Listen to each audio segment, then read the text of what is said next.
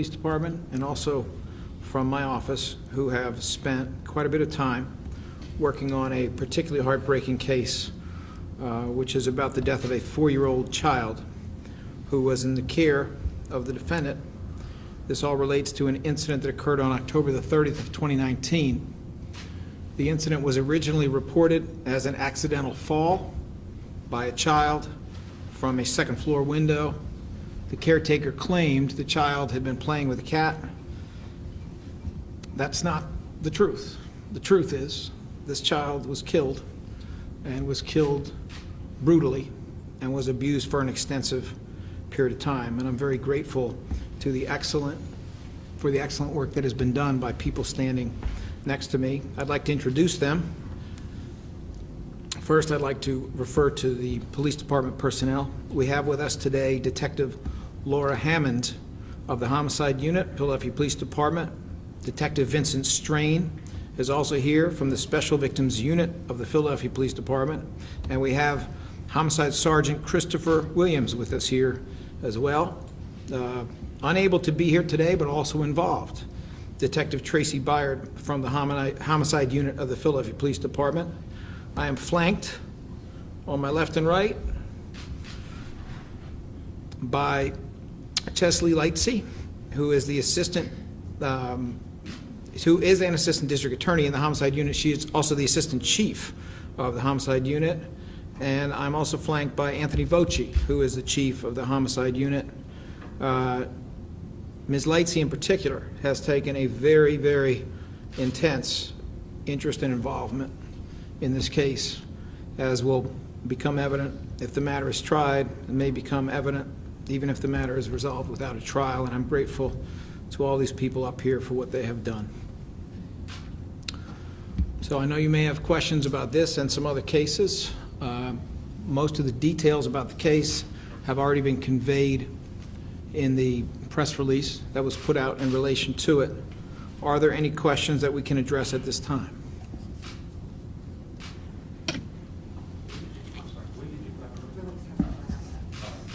The release is not going out. Oh, I beg your pardon. What's the suspect charged with?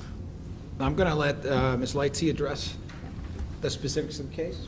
So the suspect is charged with murder generally. Endangering the welfare of a child is a felony of the first degree, which means it was an ongoing course of conduct, and various charges related to that. What's the suspect's name? The name is Samilya Brown. Can you spell that for us? Yes, S-A-M-I-L-Y-A. Last name Brown, common spelling. Given age? 38 years old. How did she get custody, or how did this 4-year-old girl come into her care? We're still investigating that, but what I can tell you at this point is that the child was voluntarily given to Miss Brown by the biological mother, who was unable to care for the child. The child's been with Miss Brown for approximately all 4 years of her life, give or take. She's been with her for a long time. Certainly the last 2 years, Miss Brown has had exclusive custody of the child. Does Ms. Brown have other kids in her home, her biological children in her family? Yes, she does. How many? 4. And where are these kids? DHS has placed them with their biological fathers, is my understanding. How was it determined that this was a murder and not an accident? So Zaya Singleton is the name of the little girl that we're talking about, and Zaya's body was taken initially, she was alive when police arrived on location at their home in the Fairmount section of the city. She was immediately rushed to Jefferson Hospital, but the doctors at Jefferson determined pretty quickly that they needed to take Zaya to CHOP. At CHOP, it became clear that the stated reason for the injuries, which was falling from a second-floor window, simply did not match up with the injuries on Zaya's body. Zaya was missing almost the entire part of her lip up through her nose. That was a healing injury that had never been treated by any doctor or hospital. In fact, there were homemade stitches in her mouth. Zaya was burned over significant portions of her left arm and her left thigh. Those had healed at home. She had never had any medical treatment for that other than what was administered in the home. Zaya had broken bones in her arms that appear to be potentially from some kind of restraint. And she also had open wounds on her head. Some of them had homemade stitches. So it became clear very soon after doctors were able to try and stabilize her that this was a case of long-term child abuse, not of a fall out of a window. How long do you think that she had been abused, given the injuries that doctors saw at CHOP? So it's hard to date the injuries exactly. What I can tell you is we have some pictures of Zaya from August, September, and October of 2017. In those 3 months of time, you begin to see that she's starting to deteriorate. There have been no pictures of her since that time and very few sightings of her. Zaya was basically lost, basically in this home. And so I can't put an exact date on it, but I can speculate with some degree of confidence that this has been going on for probably the last 2 years. Certainly the most serious of these injuries, the ones that led to the infections that caused her death, are at least a month old, likely longer than that. What did What's the Miss cause of death? The cause of death is actually complicated, so I'm going to read this to you. I also want to thank Dr. Julia De La Garza at the medical examiner's office, who's taken great time and care with this case. So the cause of death was listed as complications including sepsis due to medical and non-medical procedures conducted by non-medical personnel due to blunt impact and thermal injuries. So the fall itself was not even a factor? We believe there was no fall. So when police arrived in Davis, she wasn't like outside on the sidewalk? When the police arrived, she was in the second floor bathroom being put in cold water. What did Miss Put in Brown? cold water, you said like in a bathtub? Yes.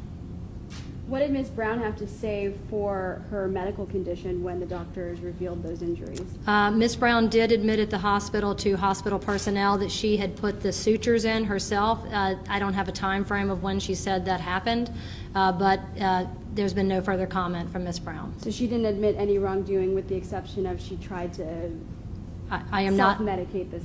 I'm not aware of her admitting Okay. to any wrongdoing. Was any other child in the house abused? No, all the children have been evaluated at Children's Hospital, and it appears that none of them were abused. Okay, did Ms. Brown give a statement of any kind to the police? Not to police, no. And what's the age range of her 4 children? They range in age from 2 years old to 13 years old. She has other adult age children, but those are the children that would have been in the house. Just one quick question, did she call or did somebody else call the police originally when the fall, like where did that come from? Yep, it is my understanding that she, in fact, herself called and reported the fall from the window. Now, this call came in October the 30th. Correct. When did the child die? Zaya was pronounced on November the 3rd.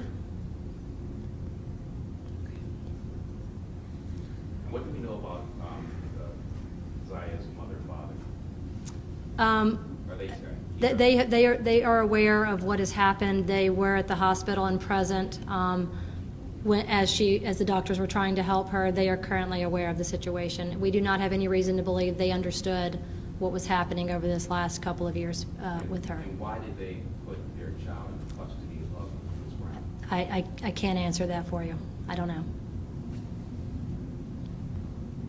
Was it a drug situation, a marriage of drugs? That's unclear to me at this time, and obviously our investigation is ongoing, but I don't have an answer for that at this time. Does the child have siblings of her own who live with Ms. Brown in that house?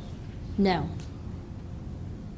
And how would you, to the average person here, we were told initially that the child fell from the window, hit some lawn chairs, and died. Now you're telling us for the first time that the child never fell out the window in the first place. We have no reason to believe there was a fall. The crime scene unit personnel went out and photographed the property, obviously, as this happened and when police arrived. There's no blood anywhere in the house. There's no, there was no fresh wound for Zaya. There was nothing to indicate that there was, in fact, a fall from the window. The untrained person who's not a lawyer would say this is a first-degree murder. Why would you not just charge it as a first-degree murder? Well, it is charged as a first-degree murder currently. It's charged as murder generally, which is first and third, so it is currently charged that way. I would say the average person would look at this and think this is potentially one of the worst cases of child abuse that anyone's ever seen. And can you just go through, do you have any other, like is there rape or anything like that also charged, just a couple The burning, did you say? No, just I'm a sorry. couple of the other charges that are in addition to the murder charge. One of those is endangering the welfare of a child. That's a felony of the first degree. Basically, that's a course of conduct of putting a child in harm's way, and that accounts for the long-term nature of these injuries and for how long they were happening. Anything against, like, the endanger welfare of a child with the other 4 children? There's a charge of corruption of morals of a minor, and that's for the other children in the house. Had there ever been a complaint from neighbors about this abuse that allegedly happened? In fact, most of the neighbors, the ones we've spoken to at this point, report that they see the other children outside, but they have only seen Zaya once in a couple of years. So there was no report. I believe no one was seeing her. I really believe that she was sort of lost to all of us. No one knew what was happening in that house but the people in the house. And can you just sum up in a small nutshell how many different injuries this child had? There's too many to count. There are wounds all over her body that appear to have been stitched and healed at different times. Like they're fully healed injuries, but she was never taken to a hospital. This would have all been done at home. I honestly cannot count the injuries for you. There's more than I could say. Are we talking dozens? More. Oh, And would you say that these How many different, I'm sorry. I would say upwards of 30. Again, I don't have a count for you at this point, but How many different instances will name stitches? well, that we are aware of. So there were still stitches in her mouth, and there were 2 parts of her head that had stitches when she arrived at the hospital. But looking at the body, as the medical examiner did their work, there are scars on her body that appear to have been sutured, so they have healed as if they were stitched. But Zaya hasn't been to a hospital since April of 2016, and that was for an earache. I mean, just a common sort of childhood illness. And she had no injuries at that time. And is the stitching like needle or thread, or like was it hospital stitching? It's green, and it appears to be some sort of threading or stitching material. You got pictures of the